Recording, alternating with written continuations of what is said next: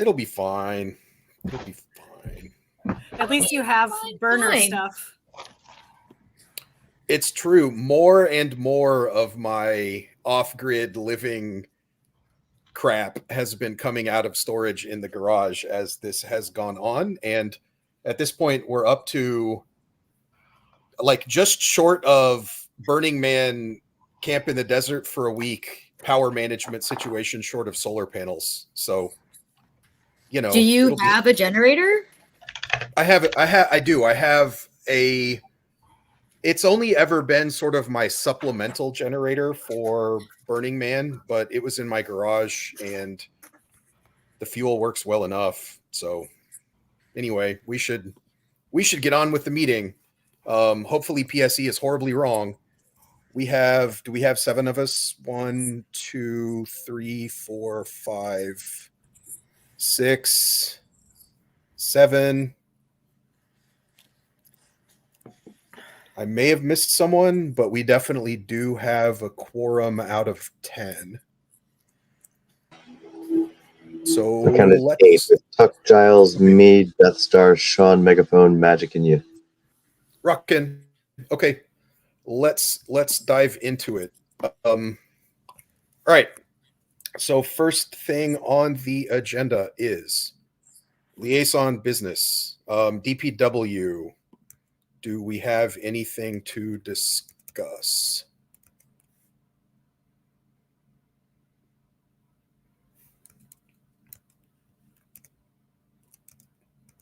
Let me make sure I even have the right names written here. Dookie, do you consider yourself like the holder of the current DPW? Oh, yeah. I didn't realize that you needed stuff from us. I thought it was to us. Yeah, my fault. No, understood. And the answer may be there's absolutely nothing worth thinking about right now. But there's tons of stuff that we're thinking about, okay. But beyond the scope of this meeting. Okay, fair. All right. That's nothing from us. Okay, rockin'. Stewardship, we don't have a steward. Rangers, do we have? Yep, I'm the Ranger Council liaison, although nothing to report. There's an information request, but I'll take care of it in Slack. Super, okay. Thanks much.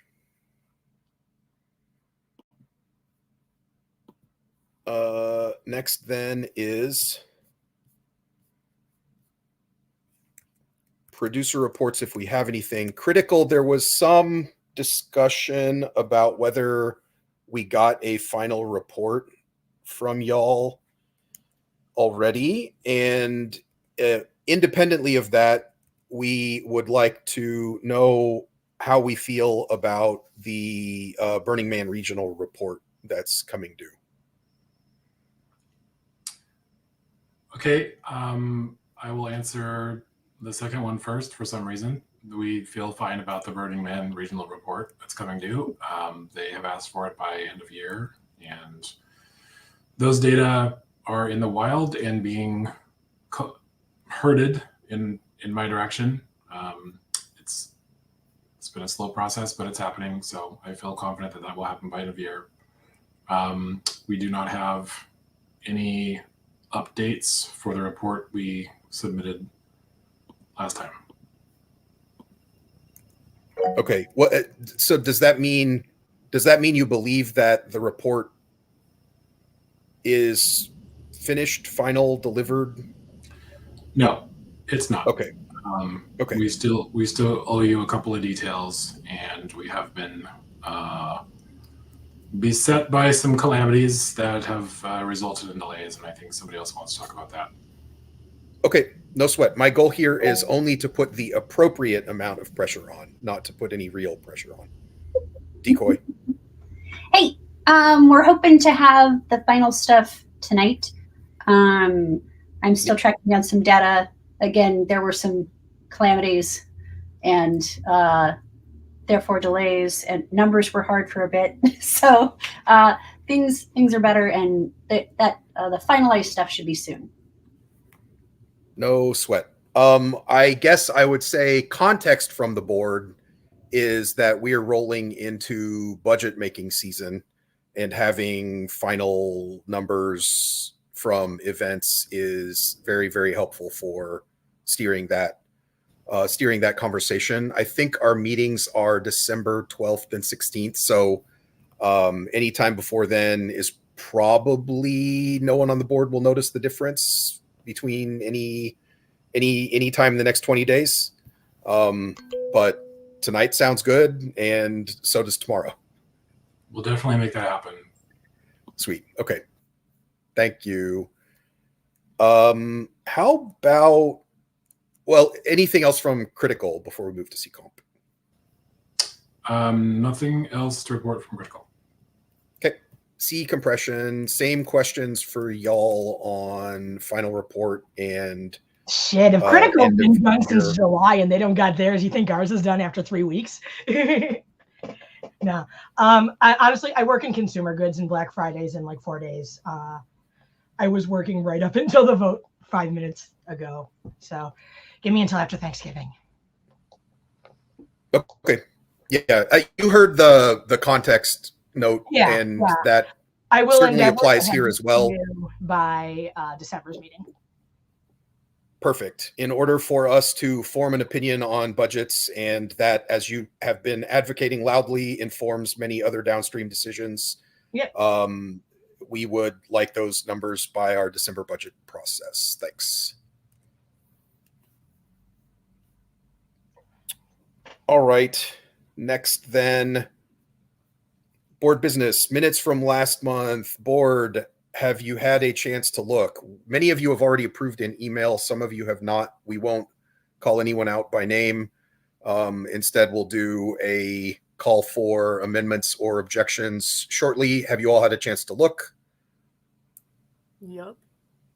Great. Any amendments or objections?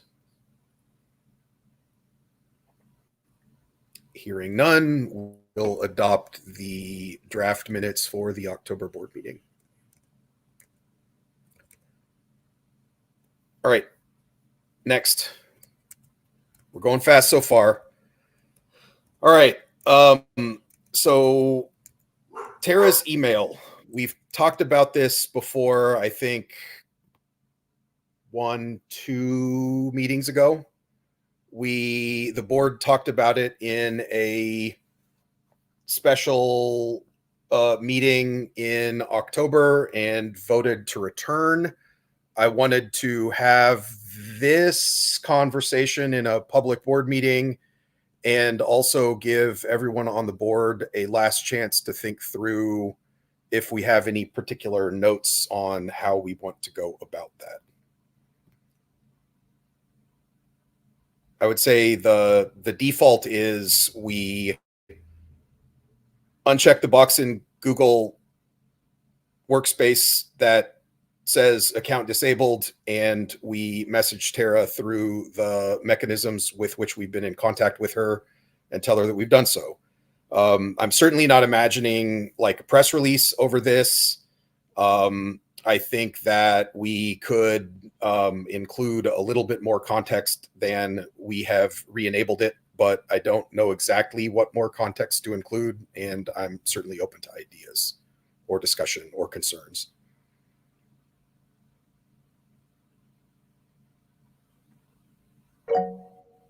Or questions. Reboot. Is this accompanied by a general policy for INW emails that are no longer in the hands of someone actively involved with INW? It is compatible with the current approach, which is that we don't really have an offboarding policy at all.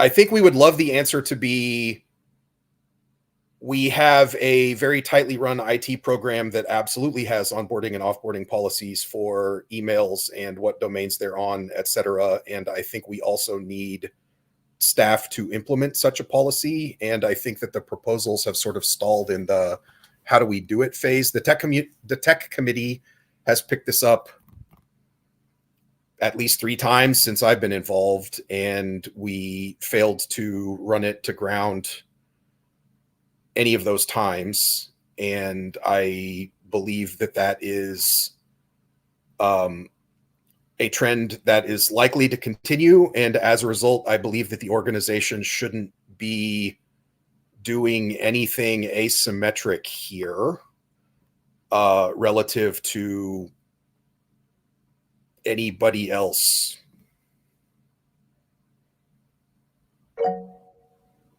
Magic?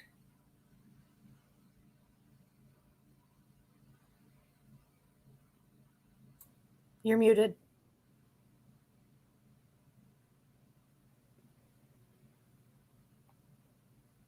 Magic, was your hand up on purpose? Is your hand up on purpose?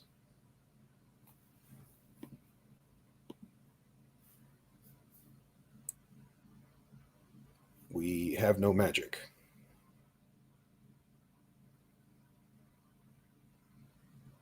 Okay. Well, so do we want to have any sort of caveats of any kind?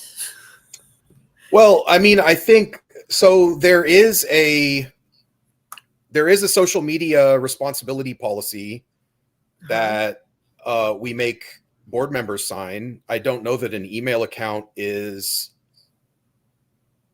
Covered under that, yeah. yeah, is exactly covered under that. Magic, I think that's a great point, and I think that one of the features of this rollout plan probably should be, let's audit, make sure that we've got no residual access stuff.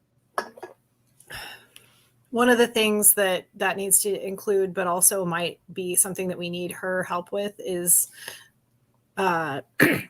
several files on the share drive are owned by specific people and haven't been transferred over to ownership. Like when we make files, a good practice is to transfer ownership over to Ignition Northwest admin.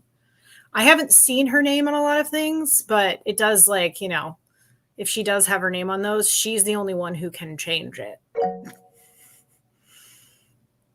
Yes. Radioactive.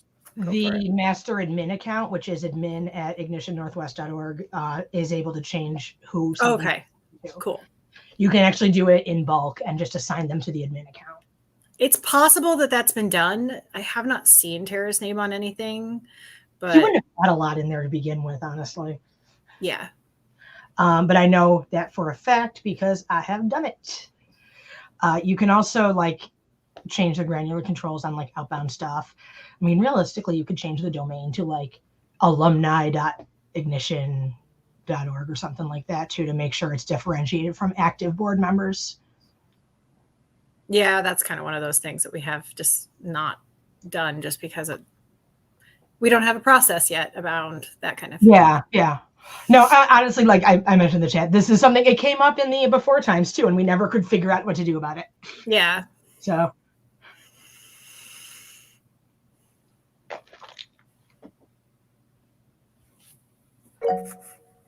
Magic. You're on mute. Mute.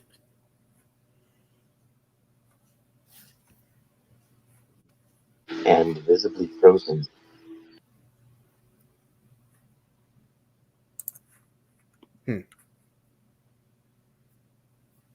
All right. All right.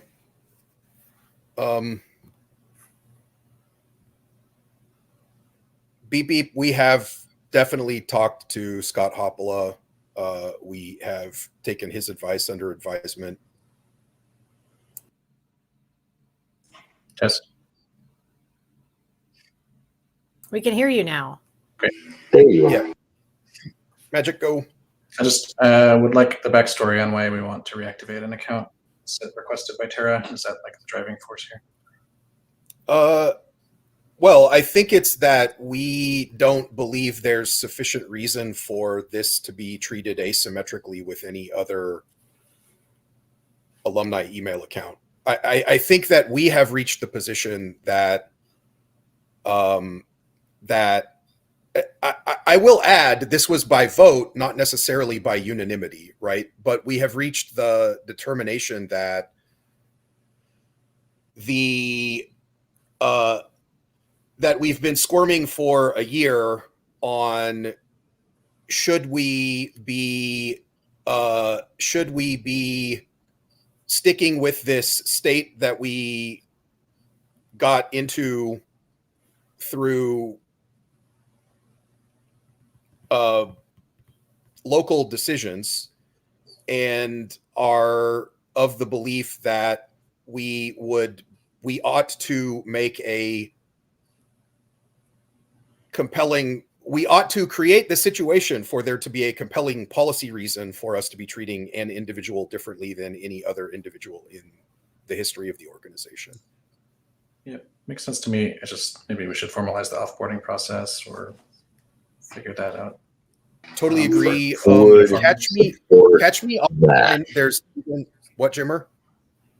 I said I would definitely support that. I think that's definitely the missing feature here.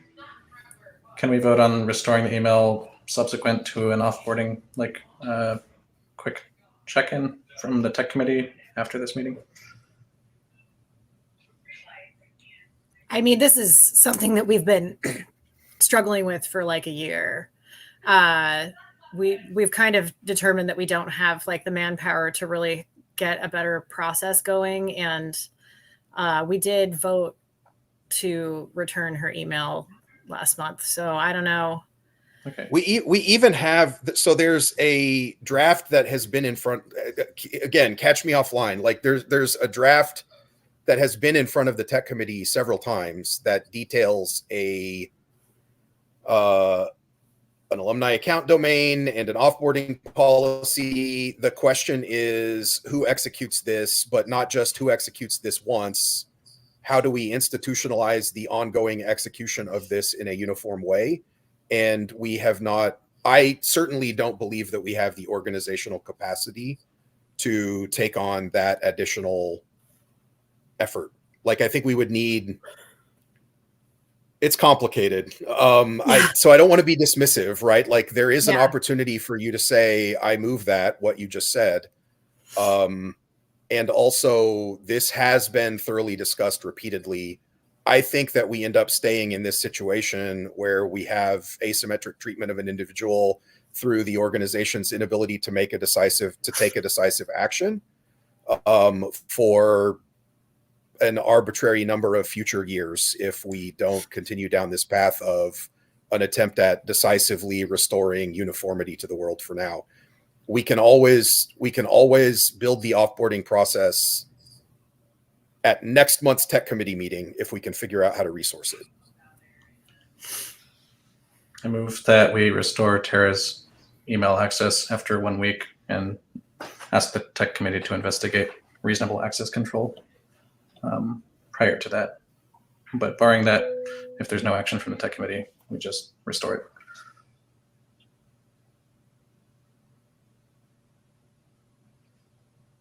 Was there a second?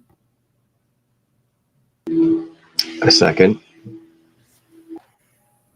So the question on the floor is to restore Tara's email access after giving the tech committee a week to explore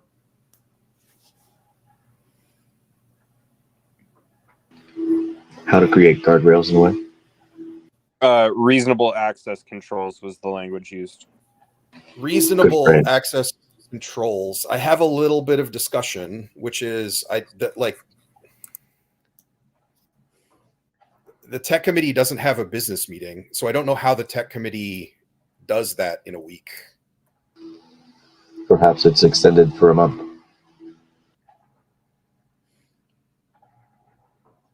Is that something that would require a vote? Or can votes be done asynchronously? Well, since it's an advisory committee, I don't suppose there's any reason they can't be done. But I would also add that, I don't know, I guess I'm not at all clear on what that means or how that gets us to a different state. I mean, sure. It was phrased in a way so that we have an outcome where we're returning to uniformity, right? Just giving time to figure out some marginal offboarding process or access controls was the notion. I'm a little blind to this. Also, I don't want to like spend the whole meeting discussing this rabbit hole necessarily. Yeah, I mean, the thing is, I don't want. Here's what I'm struggling with right now. Like, this has been pending. This has been ambiguous and confusing and pending and looming, and there's a million adjectives that apply here for over a year. There was an attempt at a restoration vote by the prior board and an attempt at a restoration vote by the current board, the latter of which succeeded. I understand your considerations. I'm also still of the belief that the tech committee can solve this problem post facto. Yeah, seems fine to me. In fact, I'll go one step further and say, regardless of what the tech committee, so let's say that the tech committee comes up with a policy that's like, yep, we can do that after 90 days. Well, then we've got a board meeting between now and 90 days. If the tech committee comes up with a policy that's like, we need a way to revoke people that said mean things on the internet instantly, we should do that. That 100% can't happen before the next board meeting. I mean, it could, but I don't see a bureaucratic timeline where that happens before the next board meeting, which kind of means that the tech committee can do that thing. The tech committee can bring it to the board, and the earliest that that's going to happen is December, unless we decide as a board that we're not doing it now, and then we'll have this conversation again. But remember, the board has already resolved.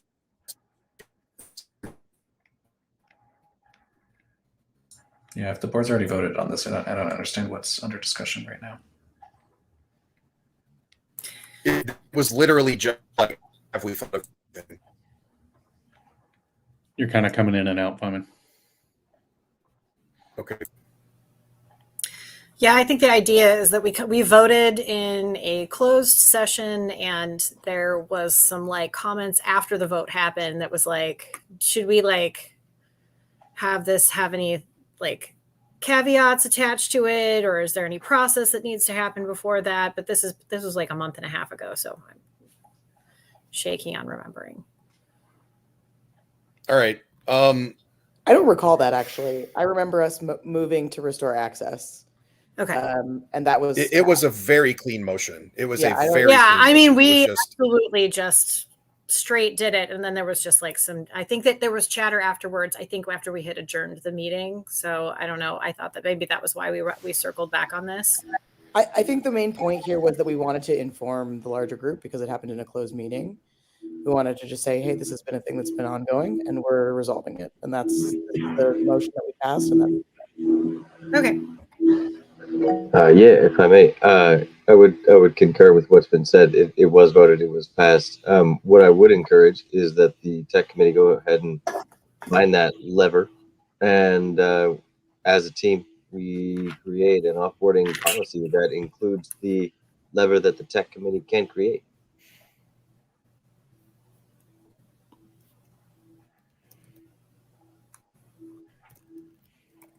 All right. So I guess popping the parliamentary stack, the motion on the floor is to delay restoration for a week to give the tech committee an opportunity to consider an access control policy. Move. I guess I'll call the question. All in favor, say aye. Aye. Aye. Aye. All opposed, say nay. All right, Nay. the ayes have it. The ayes have it. All right. Cool. Thanks, everybody. And Magic, we'll kind of catch you up on context that you may be missing there. I think it's totally reasonable for, like, we're dying of infinite delays right now, but I think it's totally reasonable to have a concrete delay for a tangible purpose. So Godspeed. All right.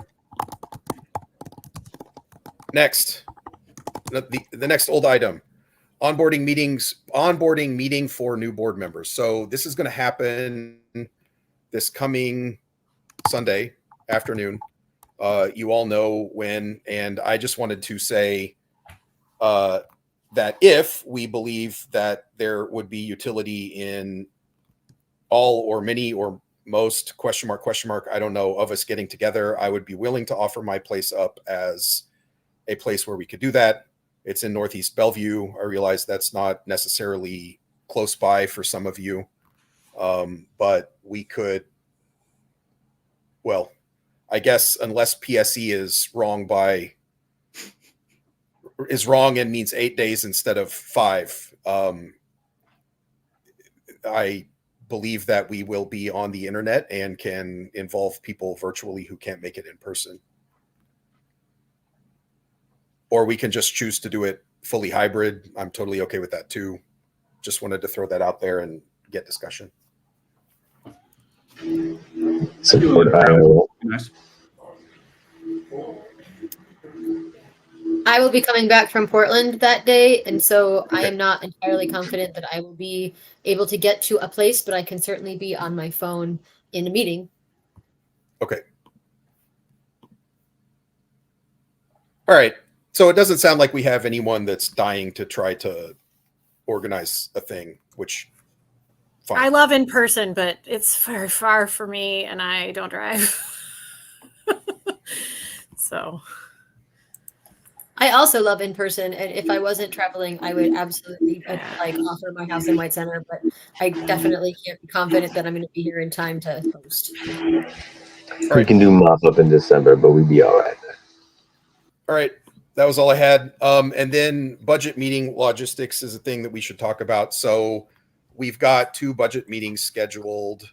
Hey, everybody, please remember board members. We'll make sure that the new board members have those meetings on their calendar. I believe they were December 12th and 16th. they are the December 13th at 5 p.m. and December 16th at 6 p.m. They are 13th. scheduled.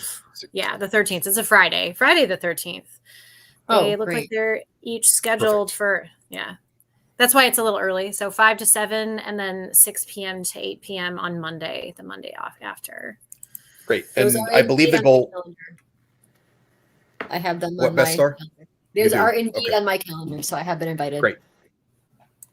Rock in. Okay. Everybody speak up. If that's not the case, we'll assume that it is, because I don't know how Best Star would have them if nobody else does. And the goal is to come out of that in December in time for ideally approval at the December board meeting. All right. Next is new items.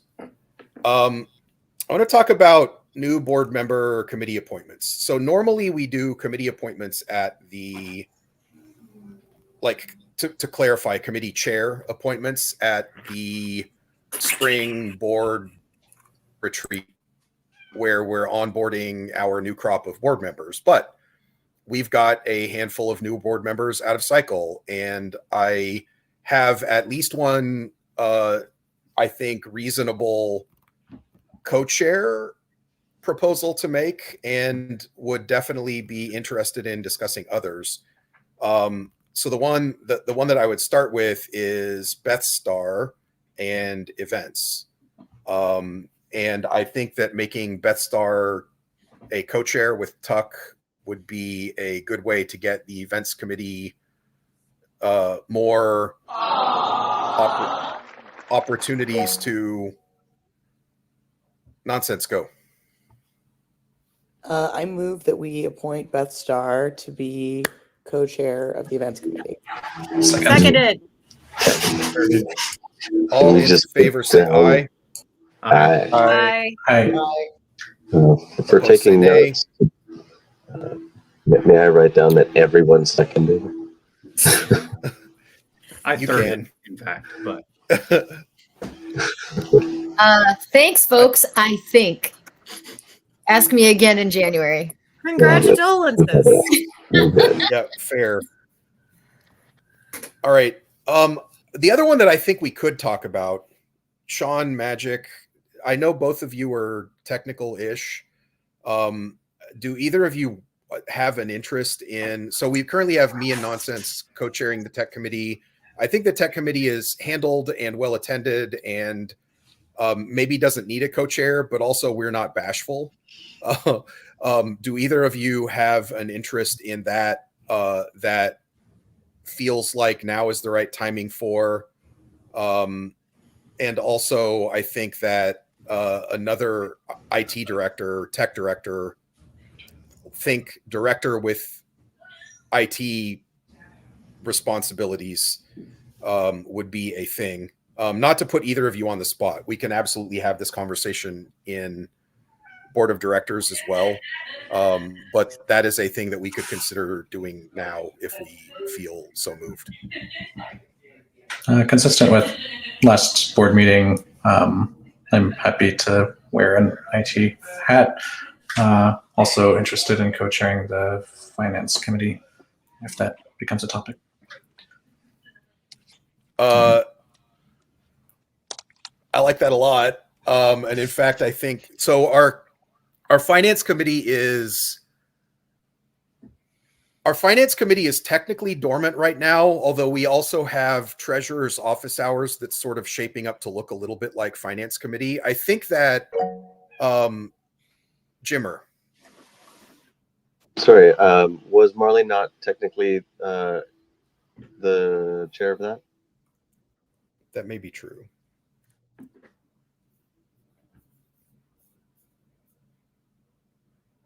Looking. Happy to defer that. Finance has said open in the minutes for the last many meetings. But I understand the point, Jimmer, and I definitely don't want to step on toes. Website currently isn't documented with any owner of this either. Okay. Still don't want to step on toes. I think, and in fact, I think that it's worth probably having a conversation at a future meeting with this on the agenda about how we want to structure Office of the Treasurer, Treasurer's office hours, Finance Committee, and Magic. I think you do have a topic on the agenda, if I did it right, that is kind of consistent with things that I would expect the Finance Committee to think about. Yeah, it's not on the agenda, Doc, but I would bring it up at the end. Okay, sure. Consider it on the agenda. It's, consider it on the agenda and remind me if I forget it. Okay. All right. So, so unless anybody else wants to, I think we've done the most pressing of the things, and we can continue the conversations about IT and finance at the December board meeting. All right. Let's then look at events committee business. The events committee sent over a couple of resolutions. Beth, do you want to talk about those? All right, it's actually my job now. Okay. So are we talking about the vote that we had for critical producer and the thing we talked about? That was one of the resolutions. Okay. Yeah. There were two, and I'm happy to help remind. The first resolution was that we voted to suggest Reboot as Critical Northwest 2025 producer.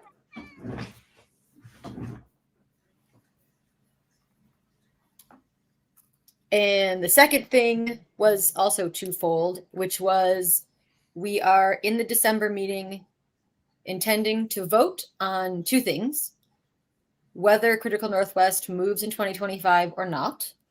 That's one vote. Second vote being, will we move to Remlinger Farms?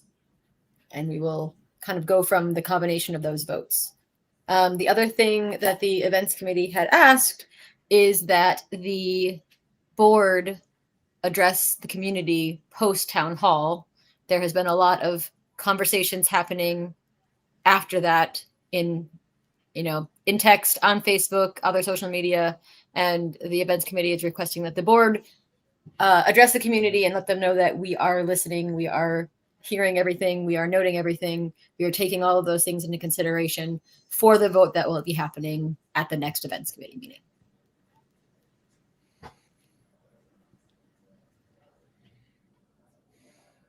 Did I miss anything, Feynman?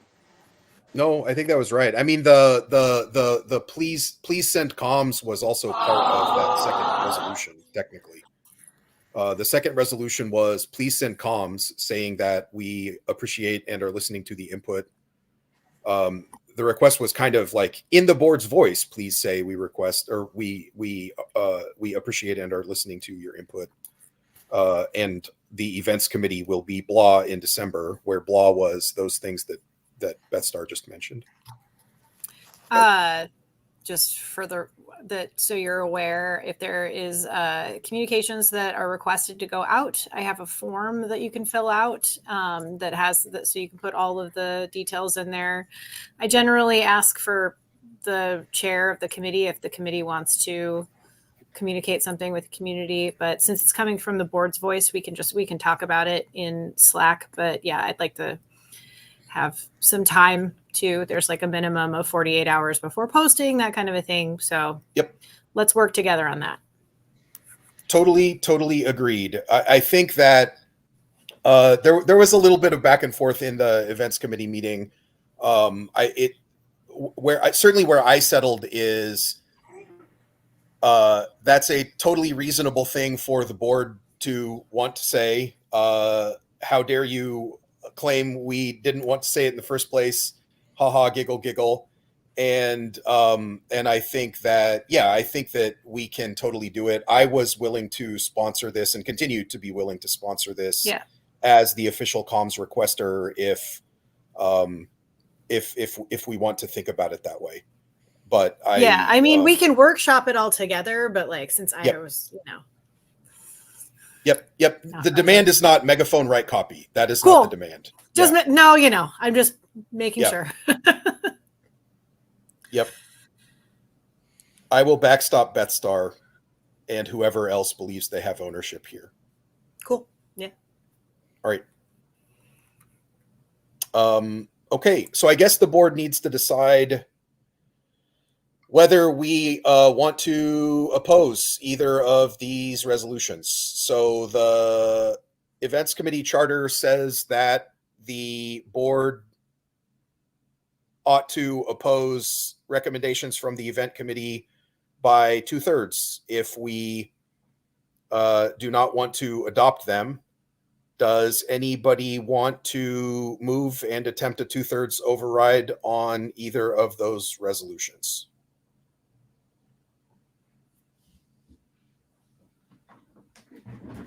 Hearing no objection, I believe the board has adopted the event committee resolutions of offer the producer for Critical 2025 role to reboot and communicate our appreciation and respect for the community, and mention that the events committee will be having a meeting at blah on December blah, and we'll be discussing the location for Critical 2025 and whether we will someday be moving to the Remlinger site.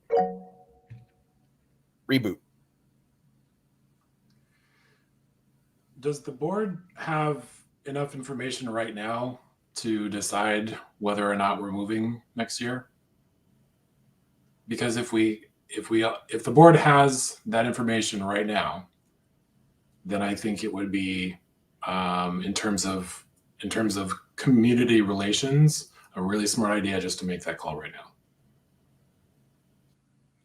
Many people in the room definitely agree with that. I think the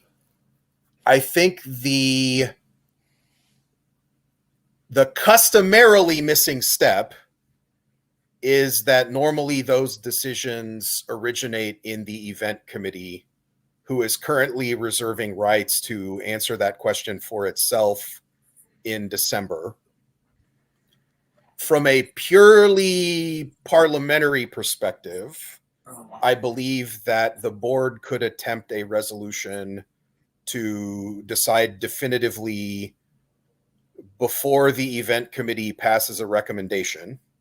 There's nothing, like procedurally, I don't think there's anything stopping that. Betstar. I think my protest to making that decision tonight is that we are still getting more information from the community. The community really, in the last month or two, has really started speaking up. I think a lot of people missed the memo and are now in it. And I don't think it's time to make the decision yet. And Reboot, I understand why you have a very big dog in this fight about making this decision yesterday. But I think hurrying is not the right choice, not when the community is in the middle of talking.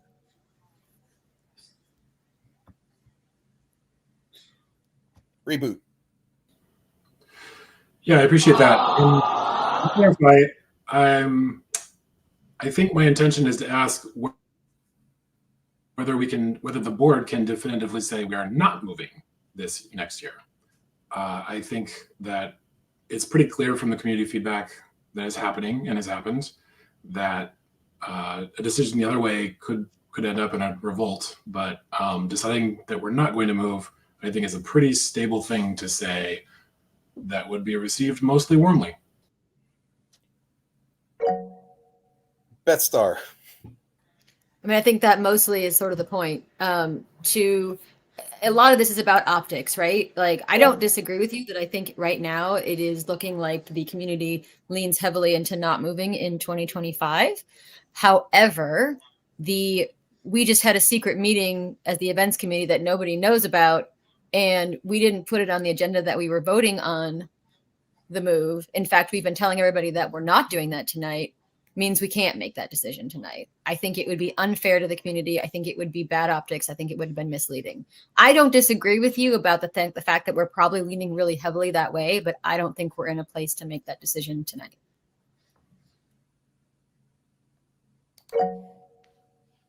We have Magic and then Giles in the queue. I have a comment after that. Magic. Hi there. I hear where Betstar's coming from. I was listening to the events committee meeting and was sort of trying to solicit a vote from the events committee to keep the window open, and they sort of didn't procedurally go to that, but they had a position that they wanted to sort of keep it open. I agree with Reboot. Personally, I think the community is pretty upset right now, and we as the board have a responsibility to bring certainty, both or mostly to the community, but also to producers who need to know where they're producing an event and how to start planning for that as soon as possible. And I feel like with the feedback I've read from the survey sent out before the town hall, and with the very strong feedback from the town hall, I don't have visibility into the Facebook conversations and would like to know if there's any strong pressure to move from those. But I feel like we have a pretty clear signal, and we could reduce the temperature in the room by saying we know where we're going to be in 2025, but we really want to have this conversation, and we're really excited that the community is excited to talk about it. Just want to give the community a chance to bring their options and opinions to us without this time pressure and ticking time bomb feeling that's driving pretty high escalation. Giles. So in general, it's not even clear to me procedurally whether we would have to basically do the supermajority now if we wanted to make this decision, but overriding what should come from the events committee a priori seems a little off-putting to me. But I do wonder, similar to this week's emergency meeting, could we ask the committee to meet earlier than December, mid-December, or whenever the thing, is there an opportunity to accelerate this timeline and still give them the space they need to make their recommendation? It strikes me that that would be possible. It furthermore strikes me that it would be possible to give 10 days notice, which is the notice period required for us to give notice for special meetings. I think that it would procedurally, yes, I think that's totally possible. The one additional point that I will make that actually caused me to soften I was a strong believer that I can see absolutely no future where we say the Remlinger site in 2025. The one thing tonight that came up, maybe even obliquely in the events committee meeting, that actually softened my position there is the point that if we just wait one beat, like wait till the events committee comes together again, is that we will have feedback from Remlinger on whether a no to 2025 also means a no forever, and whether there are options for us putting up some earnest money to hold that even if his starting position is no, right? So just like we don't actually have all of the facts about all of the possible future possibilities currently, and we will within 3 more weeks of negotiation.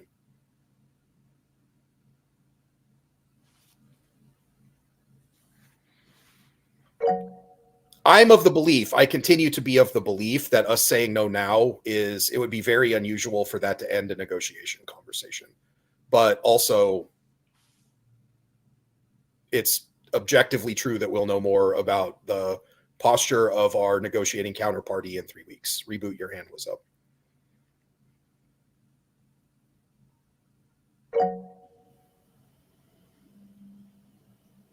Go ahead, Doc. So I guess I do disagree a little bit with my co-chair. I agree with the statements that have been made so far that we have a responsibility to the community to kind of quell the amount of concern that there is right now. A couple months ago, this came up, and I thought we had already agreed it was too late to start a site change for 2025. So, I mean, I would be comfortable making that motion now. I would be comfortable voting on it now. But if others feel like the events committee should have time to deliberate and make an official recommendation, that's fine with me, I guess.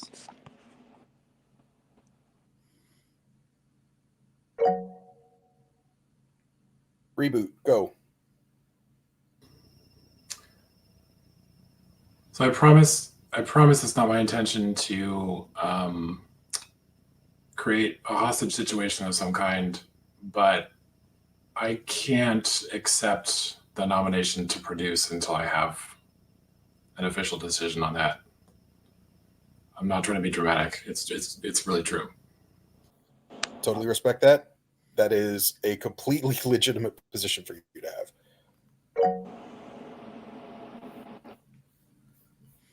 Bethstar, or did I see Tuck's hand? Bethstar.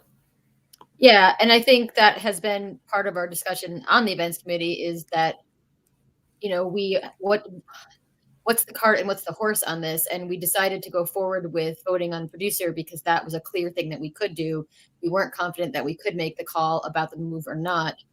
And it was sort of the caveat of we understand that if you are saying yes as the producer to 2025, if we come back in 3 weeks and say, hey, we're moving, you can say, oh, no, thank you. I accepted this role with the idea that we would be staying at the Mason site. If we are moving, that is not a role I'm interested in. And you would be able to say to decline if you decided that, if we decided to move.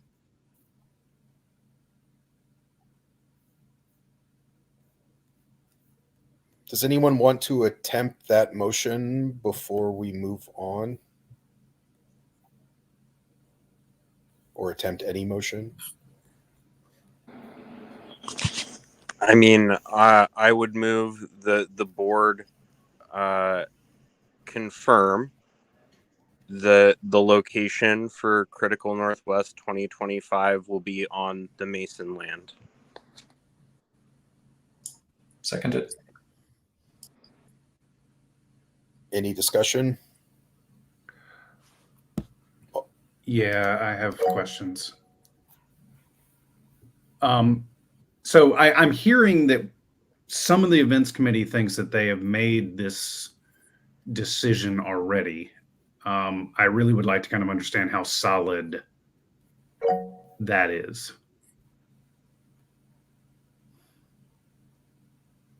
I believe I have a strong characterization here. I began advocating for skepticism that we could possibly pull off a move at least as early as the September events committee meeting. And I upgraded in October from skepticism to professing a strong belief that it would not be possible, or at least responsible, for us to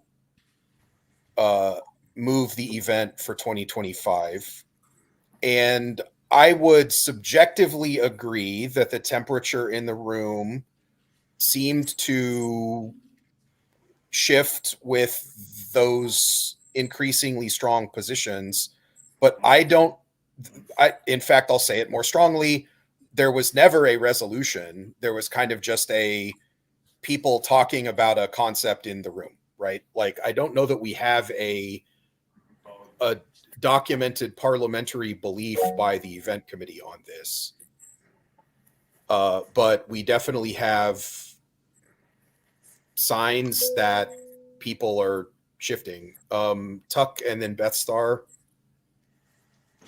I, for the most part, agree with that characterization. I also subjectively agree that the temperature in the room became pretty unanimous around that. However, there was no motion made. The point I would make is that, like, absent significant action from the events committee, that's what would happen without any motion. So I don't know that one is necessarily needed in order to maintain the status quo, if you know what I mean. Mm-hmm. The October meeting, I think we had already started, generally as a committee has started leaning towards this is getting, difficult to impossible to try this move in 2025. But we hadn't heard back from Remlinger at all yet. We did not have any kind of contract offer. We had no idea about money. We had no info. And so we didn't, as my recollection, we did not feel comfortable making that decision in October because we did not have that information. We did get it in the November meeting. And then the November meeting was 4 days before the town hall. So it was like, well, let's hear the town hall because we had this town hall. We can't really make a decision without that. It seems like that would be optics of ignoring the community, even though we kind of already think we know what they're saying. We need to hear them. So that is how we've continued to kick this can down the road. I'm not saying that's right or wrong. That's just what has happened, at least to my recollection.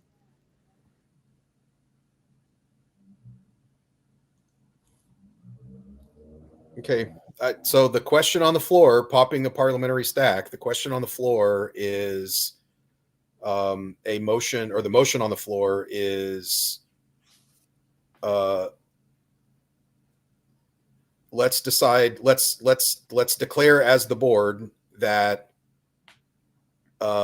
we will definitively be holding Critical 2025 at Masonic Family Park. All in favor, say aye. Aye. Aye. Aye. Opposed?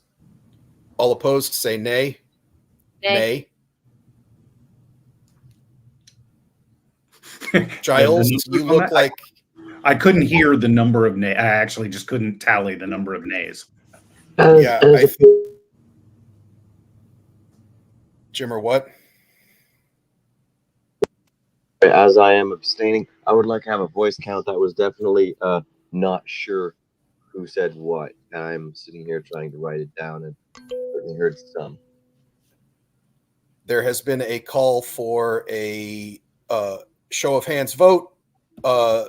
board members who support that resolution, please raise your hand in Jitsi.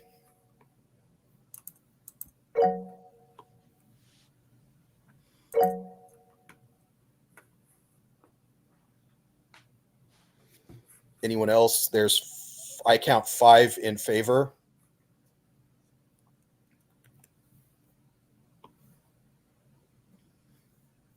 All right, and everybody put your hands down. All right, those opposed, raise your hands in Jitsi. I count 2 nays. So that motion carries. We are, by policy, can confirm 5-2. Con, I do not believe a 2/3 vote is required because the board isn't overriding a motion from the events committee. Instead, the board is saying we haven't heard anything from the events committee and we need a decision. So the board is executing on its ability to make decisions to move things forward. Go ahead, Con, your hand is up. Beth Star, I guess you were first. Beth Star, then Con. Oh, sorry, that was my vote. Yeah. Okay, Con. No, the reason I asked is because the events committee's decision was to vote on it in December. So I was just wondering if we needed a 2/3 vote for this because the board would be overriding that decision to vote now instead of wait for their decision in December.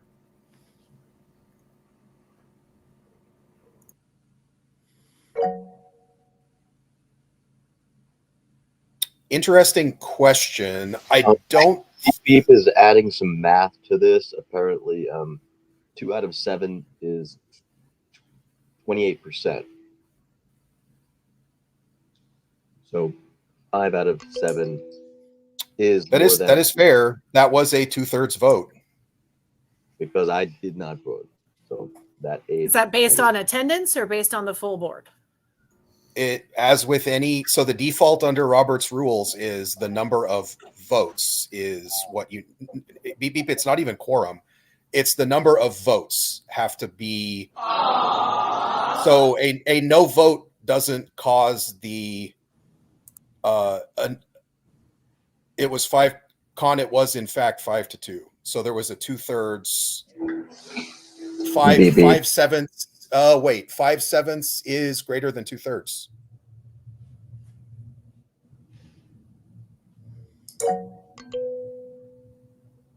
Five sevenths is 71%, which is greater than 2/3. So I think even if that technicality is in scope, I think the board just successfully overrode. Magic. I'd like to clarify that the events committee voted to have us collect the information from the community and make it known to the community that they were heard. I also expressly asked for the events committee to hold the door open if that's what they wanted, and they declined to vote on that. So I think Con's point that we're overriding anything is not the case because they expressly declined to vote on that.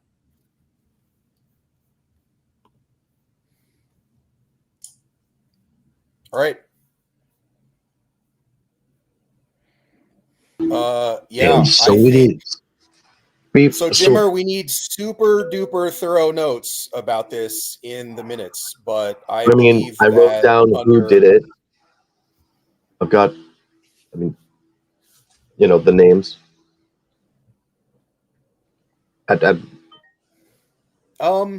You can. Hey, board, does it? So nobody called for a roll call vote. So technically, Jimmer, it would just still be the numbers. We had a request for a count, but we didn't have a request for a roll call. No problem. And so the minutes would reflect the numbers, but not necessarily the who. Although obviously that's not secret information. We just didn't get to that level of the escalations. Yeah, and then I think we need to.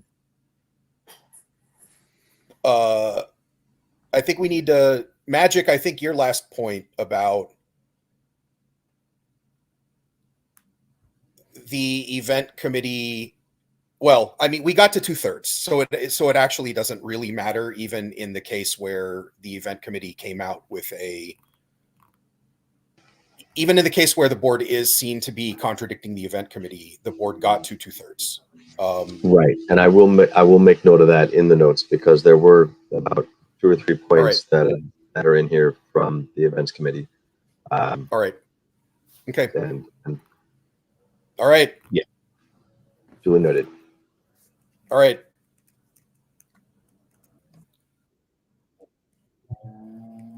Right. Oh. All right. So we are at 8:05. We've been really good at getting done at 8:30. We have 1, 2, 3, 4, 5, maybe 6 topics remaining. I will try to get us through as many of these as we possibly can. So this one I'll be brief on. I think we don't actually have to get this one to a disposition tonight, but many of us have been thinking in board office hours, in election office hours, in other conversations about a thing that I believe that the community reinforced the need for at the town hall, which is some kind of maybe notion of a volunteer committee or volunteer community committee, or maybe some of us tried on the kind of the theme of a volunteer union that sort of thinks about how do we tune up the volunteer situation and works with the board as a team, participating in the event production processes that we do. You can think of it as the bureaucracy team. You can think of me as the bureaucracy team lead, perhaps, although I'm also willing to share that role with as many as up to 11 total people. And the thinking is that we should get a volunteer committee that starts meeting on a regular cadence and is not necessarily even a committee run by the board. Like, I think that it needs for the board and the organization to deeply support this committee and to be deeply partnered with this committee. It can't just be a committee that exists in a vacuum. But I think the idea here would be it doesn't have to be chaired by a board member. And in fact, I think maybe it should be somewhat self-governing. So that's my very sloppy pitch. If any of you have thoughts on how to tune that up, like, let's spend enough time talking about this, hopefully only a few minutes, to clarify what we want people to be daydreaming about and coming to future meetings prepared to discuss. Jimmer, you're first, then Beth Star.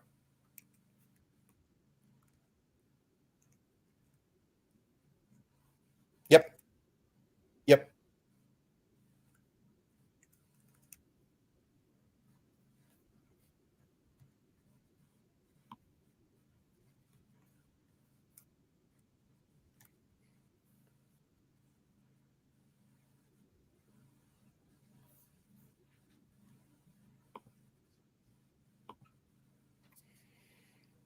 Right on. Beth Star, go.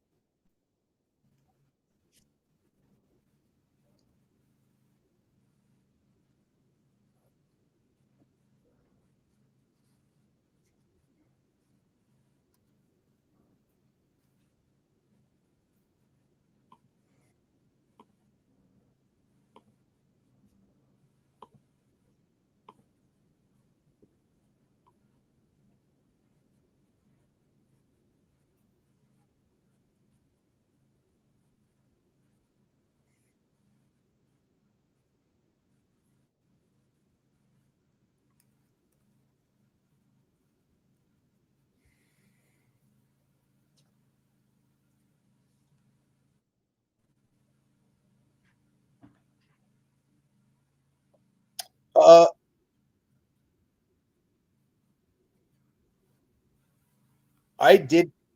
Yeah, I heard you fine. Well, I did. So welcome to the magic of Jitsi. Everyone here is streaming to everyone else here, and it's possible for some of those pairings to be broken. What I've found is if you're not hearing part of the conversation, dropping and rejoining usually fixes it. So those of you that didn't hear Beth maybe should take 5 seconds and pop back in. Oh, dang. Okay, nonsense. Maybe that's... Yikes.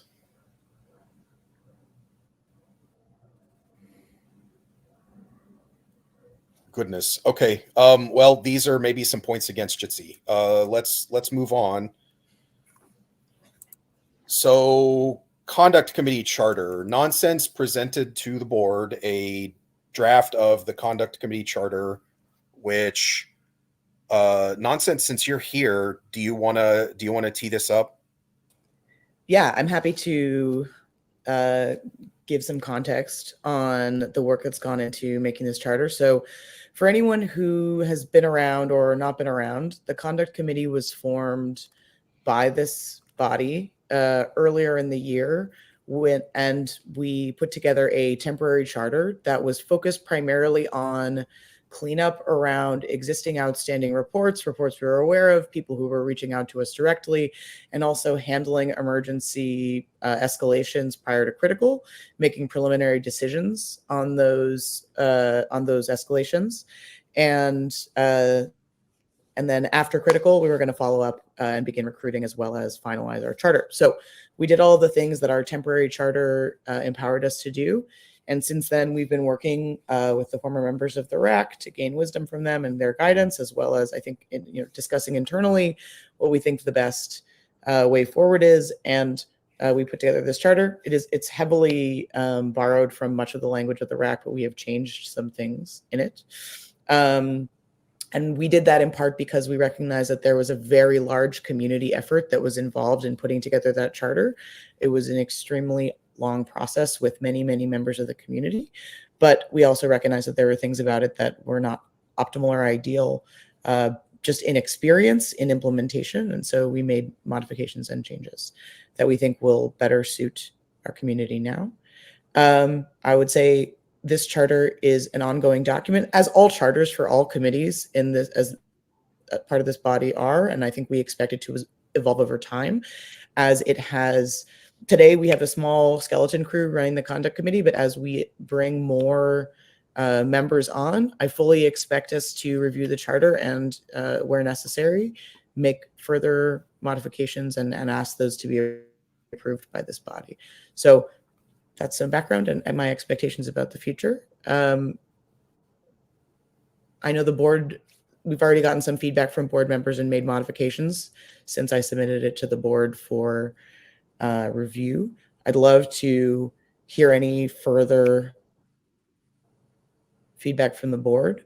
And Feynman, what are your thoughts about other feedback? Or I don't think like the people here who haven't read it can read it in a meaningful amount of time. I'm perfectly happy to share it with the community as a whole and have us approve it later if we think that's a better move. I also think there's value in us starting now to move to get this up and running and also start recruiting folks. And the charter is not an immutable document. So again, we'd be happy to take feedback from the community as a whole moving forward, even after we adopt this, even if we wanted to adopt this version of the charter. So we'd be curious as to your input. Yep. So I absolutely open to differing opinions in the room, but I think, especially given what I just heard you say, I think that it would be great for us to have any board discussions that people who have reviewed it believe would be helpful to have discussion style instead of type in Slack style.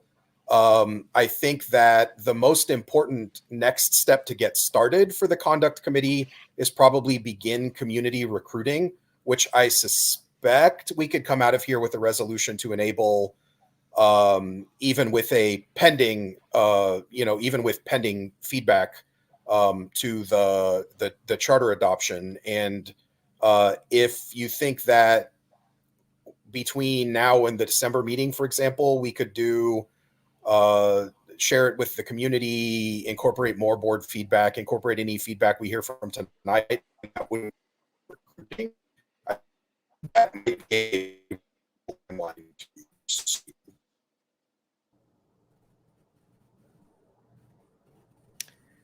I lost you towards the end there. I can't tell if it's me or if it's you. I lost him too. It's very probably me and my. Okay. All I said was I think that that get feedback from the board tonight, from the community between now and December, and show up with like attempting to adopt the charter in December. If we can also get recruiting started now, would be neat. I'm here for it. That sounds great to me. Rockin'. Board, any discussion that you want to have?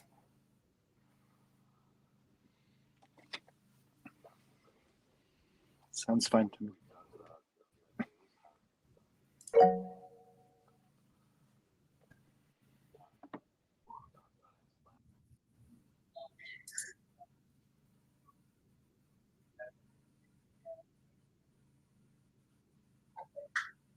All right, Jimmer, for those of you that can't hear, Jimmer, he said we've had some great discussions in Slack, good ideas there, and said specifically he felt like Magic had some things worth noting.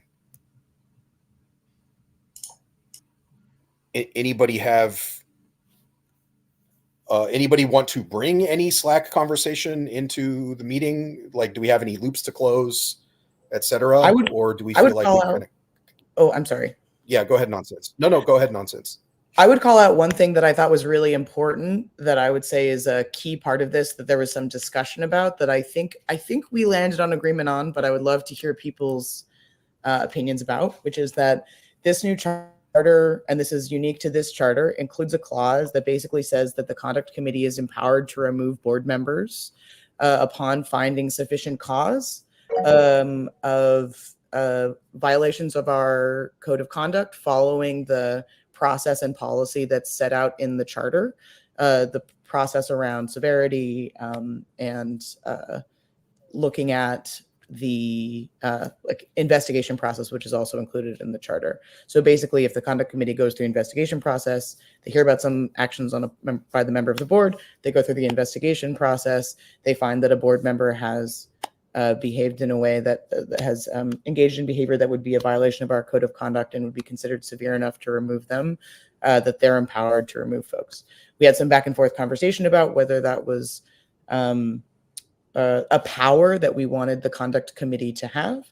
I think there was some discussion and disagreement and agreement.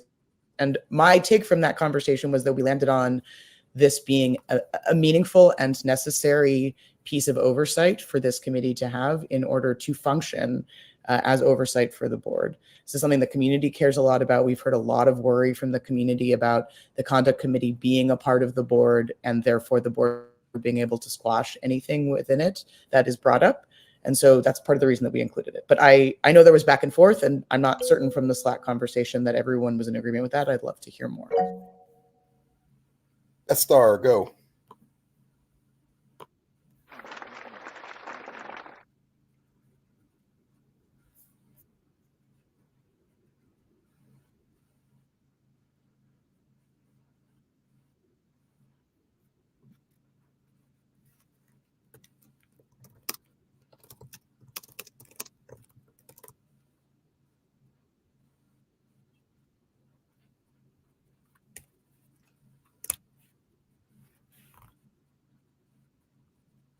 Right. Okay. So to repeat for the room, I feel like I'm doing in person at a conference moderation here, but to repeat for the room, Beth Star said there was a little bit of talk about board overrides for this particular conduct committee decision, and that I believe Beth Star expressed a wish that the conduct committee can in fact retain its independence, and that board overrides here are not styled like they are on the other committees. Beth Star, did I get that paraphrase. Close enough for government work. Great. Yeah, I think an interesting thing to note, and in fact, a phrase that I said out loud, I think it was maybe in board office hours today, is that we certainly note that the board always has the right to dissolve any committee just by a majority vote, right? And I don't know that there's a way for us to really set ourselves up without a bylaws amendment, which we could consider, to make that threshold harder than that. And also, I think the phrase that I was proud of is, I think we can educate the community to note that if we get to a point where the board dissolves the conduct committee, something went horribly wrong. We either had a rogue conduct committee, or we had a board that was dug in on opposing the conduct committee. And I think that I can imagine totally reasonable cases for either of those outcomes to be the cause.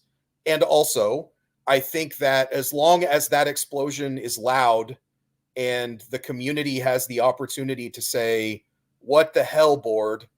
That doesn't make any sense. That shouldn't be normal. Like, what are we dealing with here? I think that we've kind of got the right political situation where what should happen is that the conduct committee shouldn't go rogue to avoid getting dissolved. The board shouldn't dissolve the conduct committee to avoid getting asked, what the hell, board? And that the right outcome should be that that everyone comes to the table and iterates on the process to make things slightly better. I like, the alternative is we don't have a governance model and explosions happen, but explosions aren't of a shape that we can say, like, look for this specific explosion, right? And instead, explosions will kind of just be random groups of people yelling at each other on the internet. And that is sort of the same, I think, messy outcome that we don't want to have to untangle, and that we're kind of hoping to be able to thoughtfully write a charter around, putting good parameters around in general. And also, I will add, the board certainly has the ability to consult on, to advise on conduct committee charter. I think there was a little bit of conversation in the board office hours about whether we give the board the ability to amend the charter and make sure that the charter carves out lots and lots of opportunities for the conduct committee to own its own policies, which I think are kind of like a firmware layer. I think there's bylaws which could participate in some of this. I think there's charter, which should be slightly harder to amend and also slightly more flexible or more open-ended than policies, which I think largely would be a conduct committee consideration. And remember, the conduct committee is made up of both board and community, right? And so the idea here is that we end up with this layer that's governed by ideally people that are thinking about this from all of the represented stakeholder positions in this conversation. Nonsense, your hand is up. Wait, Magic was up first. Magic, then Nonsense. Sure. I'll be quick. I agree with all of that. I would add that I would support, but don't know the procedure yet, like board bylaw amendments that help preserve the independence of the conduct committee and especially empower it to remove board members so that there's no like bylaw conduct committee like conflict. Expressly clear. I think that any sort of ethics group that's trying to have oversight should have independence as a norm, and we should reinforce that as a community and as a board. Also, I would add briefly that one of the clauses that I had pushed for was for a transparency clause where the conduct committee conveys statistical sense of what its business is, how many reports are being filed, how many things it's actively investigating, how many things it couldn't investigate because they were informational, things like this, how many like event bans are recommended. All of these, I think, should be statistics that are communicated, especially so that there are like red flags when things are going sideways and the community can kind of hopefully start nominating themselves to be on the conduct committee and help fix it, or maybe we go for round N and try to make another process that works better. But I just want more transparency while still respecting that these are really sensitive topics that the conduct committee is discussing, and having that privacy supported with as much transparency as possible. Nonsense, you're up. Yeah, I have a couple of responses, but the main one, well, just to respond to Magic really quick too. Yeah, so we added a transparency clause, and that's actually very much in line with what we've been discussing internally, is having regular cadence of communicating. Something else that Magic and in that thread we talked about was, we included the clause that was somewhat, to Feynman's previous point, the charter is not policy. It is meant to be slightly vague to give room to policy being very specific, because we don't actually know the absolute best way to implement some of these things. There are risks around revealing private information because the numbers that we're dealing with are small and people are sometimes overly aware of the things that are going on. So we added a transparency clause. We are very much in agreement that it is necessary for us to be as transparent as possible and to find a pathway to transparency that both informs the community but also allows us to protect the people involved in these reports. So I expect that to be an ongoing iterative process to figure out the best pathway, but that was a no problem addition to the charter. My other addition was in response to what Feynman was saying, is I think it is, I just want to reiterate that I think what we're trying to set up here is a scenario where it feels very nuclear if the conduct committee gets dissolved or something of that kind.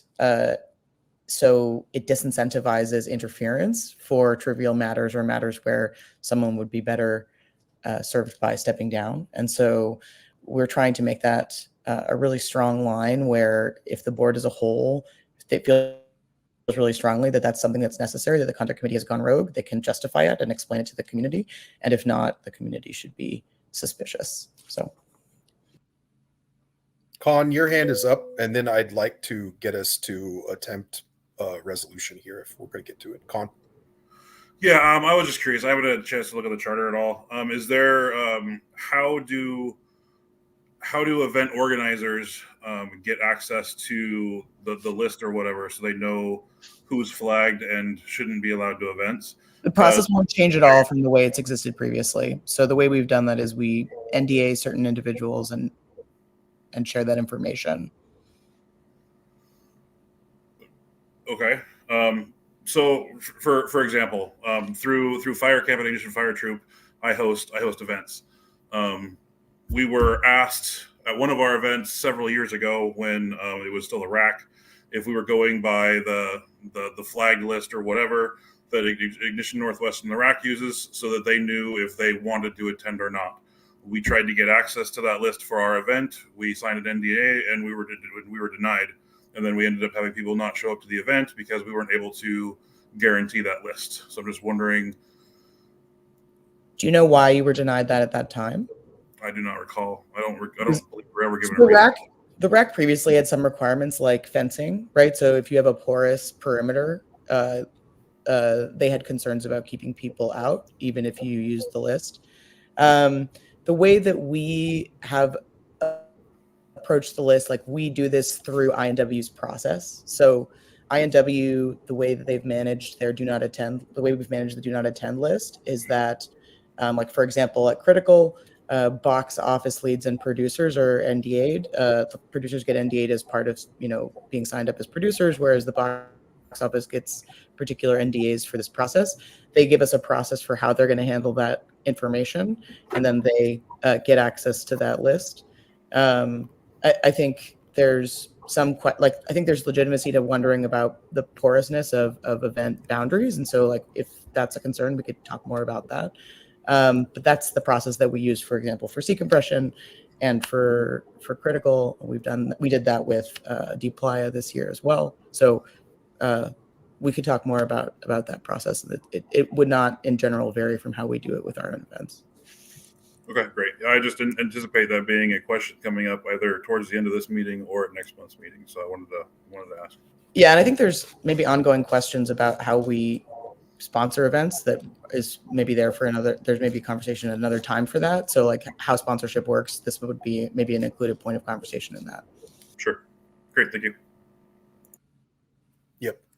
Great. All right. So I guess I will attempt to recap the motions that I think, or the motion that I think we discussed at coming into this conversation, and we'll see how it goes. I move that we give the conduct committee the all clear based on the current draft level of the conduct committee charter to press ahead with recruiting community members, recognizing that there will be ongoing conversation and incorporating feedback from the board and additionally the community between now and December meeting, where we will attempt to ratify the charter, recognizing additionally that the committee, the fully staffed committee, obviously can continue that process. Seconded. All in favor, say aye. Aye. Aye. All opposed, say nay. The ayes have it to my ear. All right. Let's then, let's see. Was that a, oh, that was a thumbs up. Okay. So we're kind of at our meeting. We had an awful lot to cover. There's extremely important thing I want to get and after that into You're cutting out a bit. crap. Okay. Freaking Comcast. Freaking Timo. Okay. Yeah, it's still kind of At least choppy. At least one important thing.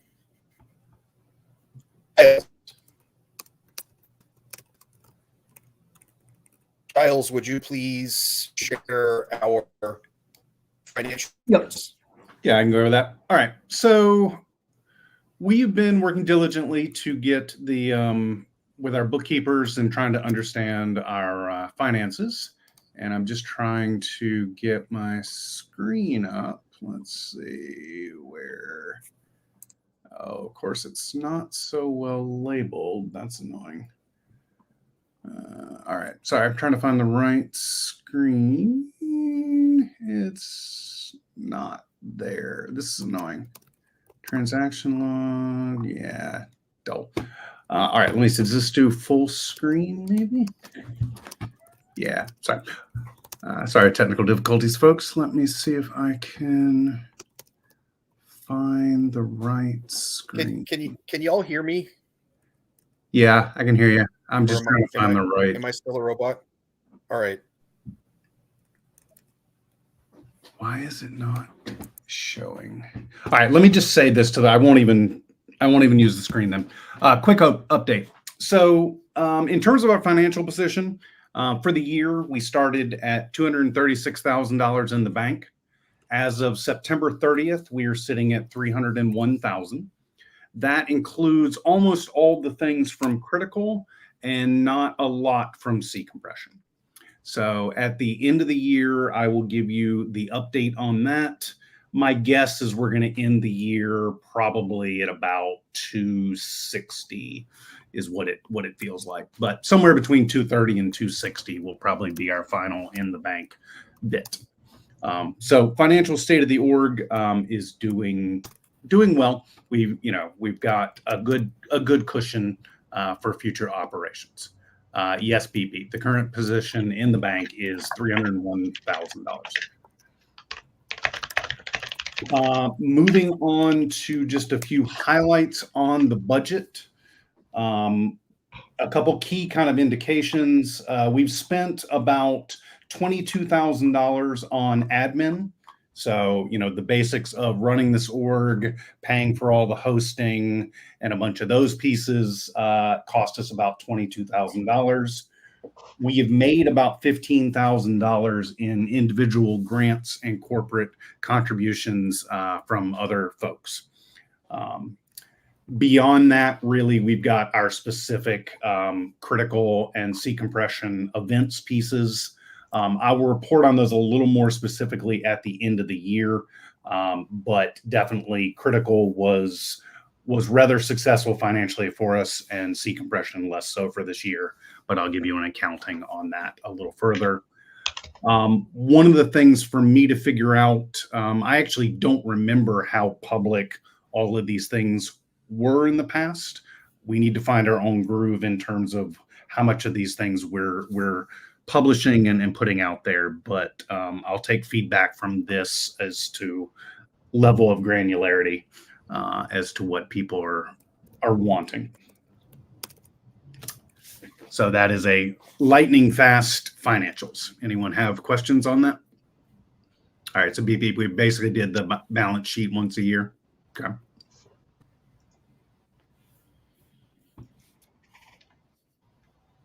Yeah. So we do monthly financials. We've got a bookkeeping firm on board that we've been talking. I think you're roboting again. Giles and I have been. Okay. Yeah, sorry, Feynman, you're pretty robo. All right. Okay, anyone else have finance questions? We will be talking through the finance committee and trying to understand intersection of that and how we want folks' involvement. I think Feynman was alluding to that myself and him have been meeting every Friday. Magic has started joining in on those pieces, and we'll probably socialize those more in the sense that we would like more community eyes on these as well, right? So we'll talk through those.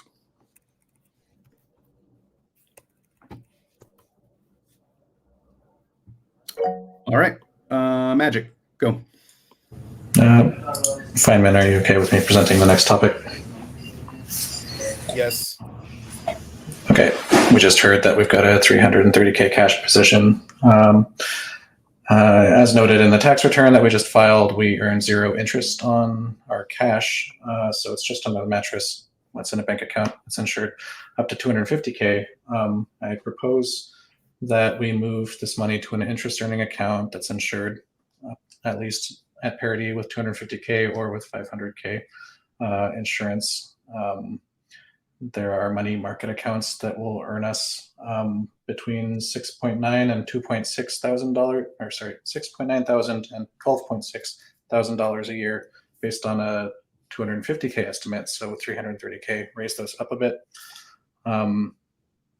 I would require that these accounts beyond insurance be very, very low risk, and also have liquidity so that producers can write checks from them still, and that we can transfer back to our BEC account with like no more than a few days notice as needed to keep liquidity. But I just think that we shouldn't be necessarily sitting on the money in the mattress, under the mattress, and we should be earning interest, as like $12,000 can buy a lot of art grants or a lot of tech or a lot of ADA accessible ramps, as we'll talk about later. So does anyone have any questions about that before I make a motion? Nonsense. I just want to make sure I understand. So are you suggesting moving? I know there's 2 account options, one that's 250 and one that's 500. Is there a world where you're suggesting that we move all 300K, 301K to the account that's only assured up to 250K? Or are you suggesting if we go that route that we split into more than one account? That's actually the status quo. Only 250K is insured on that account that has 300. Are you considering splitting that account? Because if you split multiple accounts, usually both accounts are insured. Like separate accounts will be insured for 250K. Is that something you're considering? Yeah, one of the options is a sweep account that insures up to like 1.25 million, which just spreads it out among FDCI insured accounts. I am proposing that we have all of the funds be insured. I'm not proposing that we move all of the money because we want liquidity in the account that we normally use for production. Got it. Thank you. Jimmer? I'll need paraphrasing.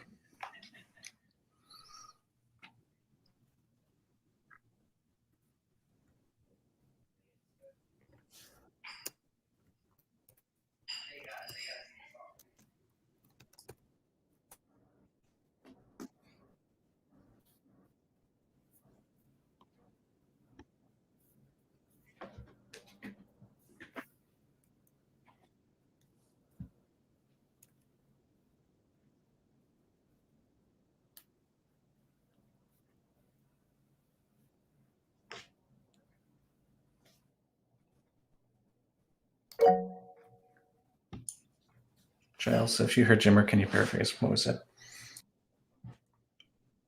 I sort of heard him. Sorry, it wasn't so close.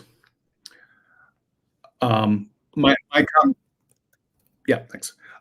My comment on this is totally supportive of it. Modulo just we don't have a strong set of controls right now about when we close down accounts and kind of access there. So we just need to watch the cash management stuff. We tend to let an event run, especially critical runs, for a very long time.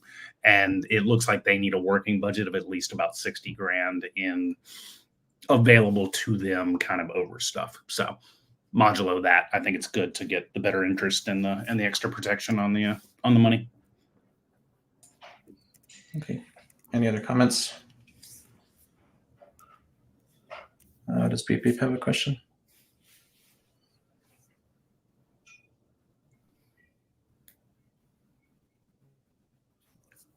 Beep Beep, do you have a comment?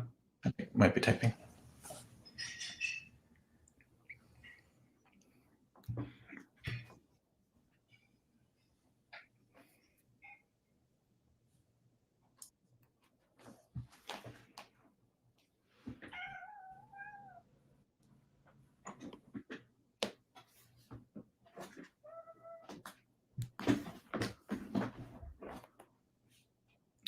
Yeah, nonsense. We can't hear Beep Beep either if he's speaking. I also cannot hear Beep. Can you hear me better?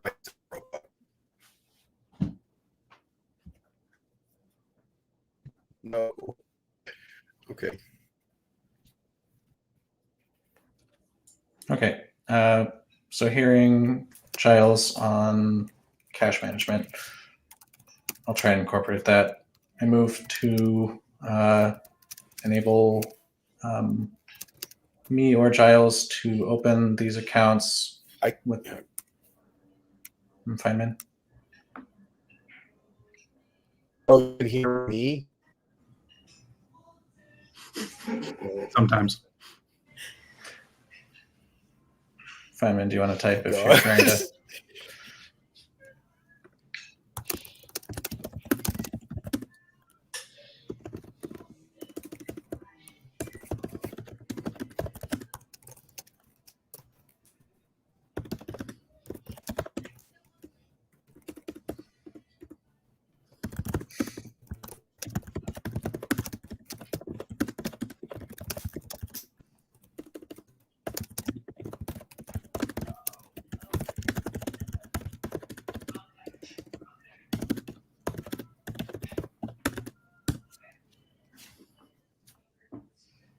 I could make a motion in chat. How's that? I think you can motion out loud, Magic, if you're willing. Yeah, I'd like to motion that either Giles or I or Feynman open one of these accounts and move money to it with the consent of the group. And also we'll actively consult with the treasurer on cash management to make sure that funds are available as needed for production. Seconded. Here a second. All in favor? Aye. Aye. Aye. I believe The that ayes have it. Are there any nays? All right, the ayes have it. Okay. I think that might be our last point of business for the day. Please make sure you leave enough for C-compression to close out Yeah. all the accounting for the year. 100% will do. Awesome. All righty. Any other business before we adjourn this technologically challenged meeting? All righty. Moving to adjourn. Seconded. Let's go. See you, Good folks. night, everybody.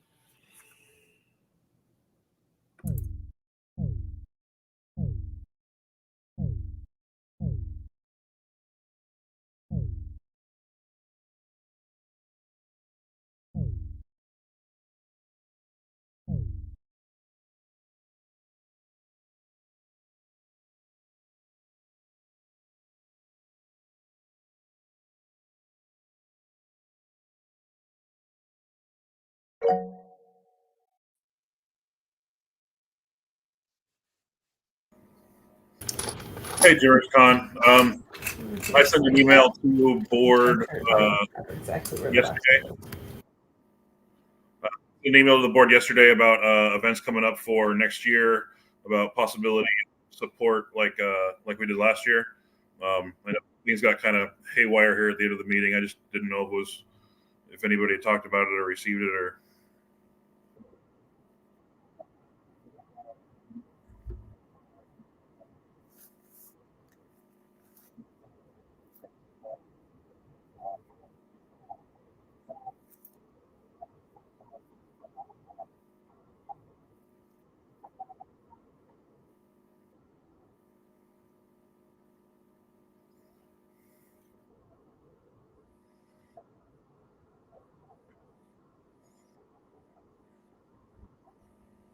Yeah, no, I get that.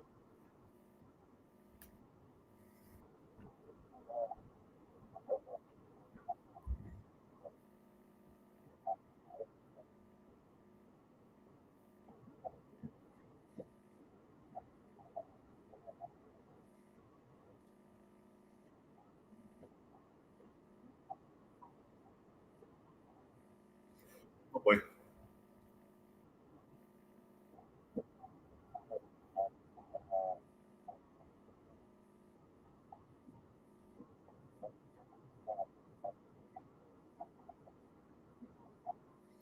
Was any of that singeing because of my event or other things?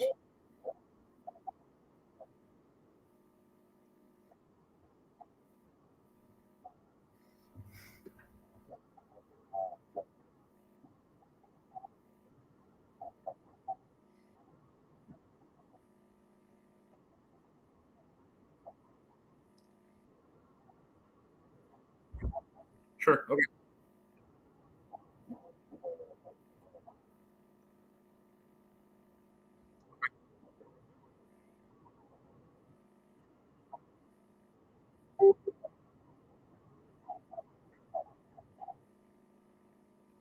Okay. The only reason I'm kind of hanging out asking now for the Dragon event in like next summer, obviously no big deal. We have the one event coming up in February.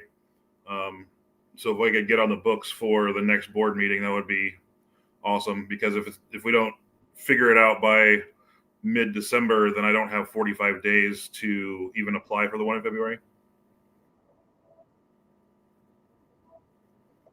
So another email to the board.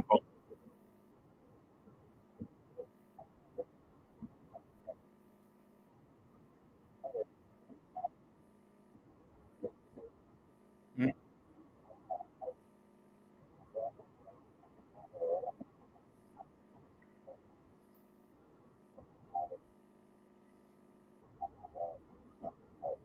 No, I don't. I don't need the permit until mid-February, but you need to apply for it 45 days ahead of time.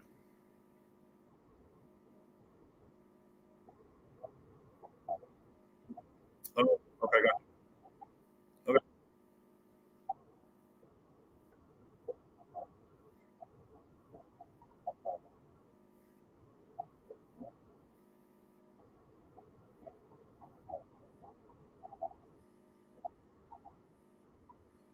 Sure. All right.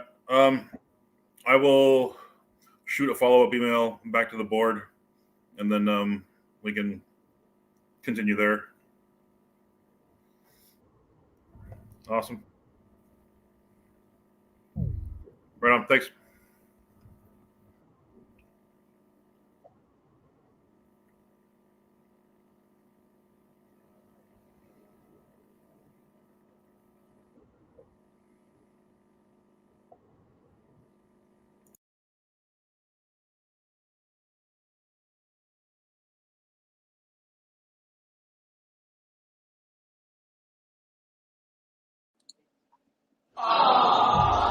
Thanks, Chimmer.